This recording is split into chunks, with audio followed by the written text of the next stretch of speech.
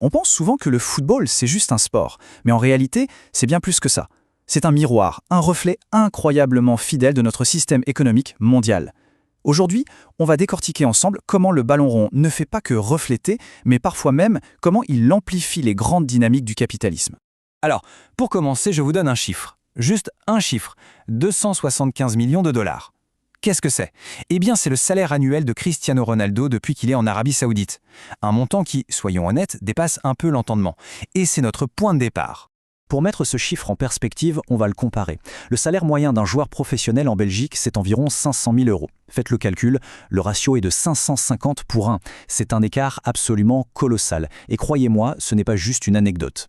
En fait, c'est précisément le cœur de notre sujet. Cette disparité dingue qu'on voit dans le foot, c'est une allégorie parfaite des inégalités économiques qu'on observe à l'échelle de la planète.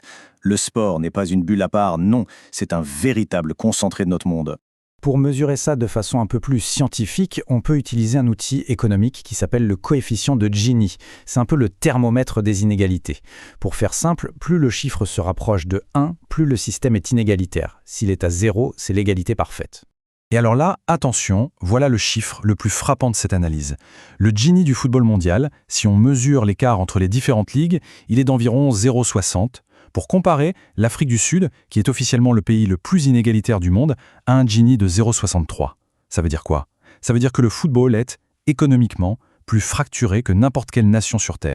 Bon, on a vu l'inégalité. Mais alors, comment cette richesse est-elle structurée? On va plonger dans ce qu'on peut appeler la pyramide économique du foot européen pour voir comment tout cet argent se concentre tout en haut. La concentration des richesses est juste saisissante. Regardez bien, 5 championnats seulement, l'Angleterre, l'Espagne, l'Allemagne, l'Italie et la France, ce fameux Big Five, eh bien ils récupèrent à eux seuls 50% de tous les revenus du football en Europe. Plus de la moitié pour 5 pays. Et quand on regarde les chiffres bruts, cette domination est encore plus claire. La première ligue anglaise, toute seule, génère 7,1 milliards d'euros. C'est 19 fois plus que l'ensemble du championnat belge. Même la Liga espagnole, qui est deuxième, est 10 fois plus grosse. L'échelle est tout simplement vertigineuse.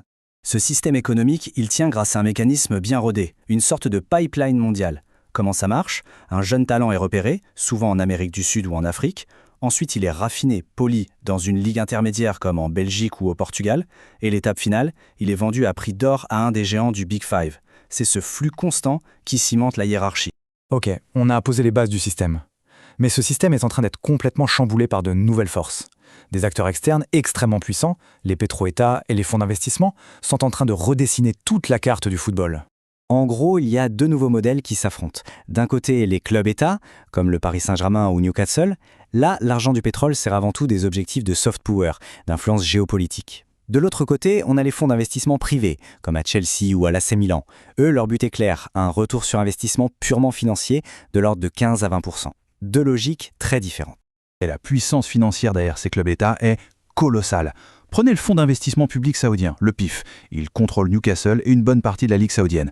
Eh bien, ce fonds gère plus de 925 milliards de dollars d'actifs. C'est une force de frappe financière qui écrase toute concurrence traditionnelle. 115, retenez bien ce chiffre, c'est le nombre d'infractions présumées aux règles du fair play financier qui sont reprochées à Manchester City, un club qui, on le rappelle, est détenu par le cheikh Mansour d'Abu Dhabi. Ces accusations, ce n'est pas rien. C'est un vrai test historique pour la gouvernance du sport. La question de fond, elle est simple. Est-ce qu'on peut encore réguler des clubs qui sont soutenus par la puissance quasi illimitée d'un État? C'est tout l'avenir de l'équité sportive qui se joue là. Bon, maintenant qu'on a vu toutes les pièces du puzzle, revenons à notre idée de départ. On va tout rassembler pour voir comment finalement le foot est vraiment devenu le terrain de jeu ultime du capitalisme mondial. L'échelle du phénomène est juste ahurissante. Dans le monde de l'entreprise, on trouve ça choquant qu'un grand patron gagne, disons, 100 fois le salaire de l'employé médian. Dans le foot, Cristiano Ronaldo gagne 4650 fois le salaire médian belge. Vous voyez l'idée?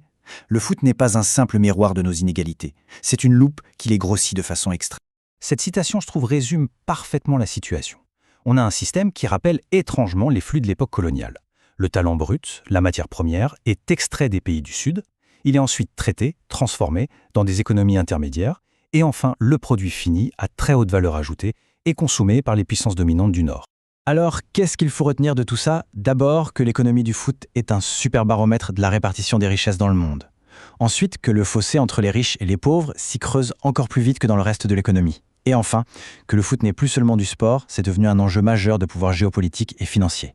Et ça nous amène à la question finale, une question un peu philosophique. Quand un sport devient le reflet si parfait des fractures de notre monde, quand il devient un outil de puissance pour les États et un pur produit financier, est-ce que c'est encore vraiment juste un jeu ? Je vous laisse là-dessus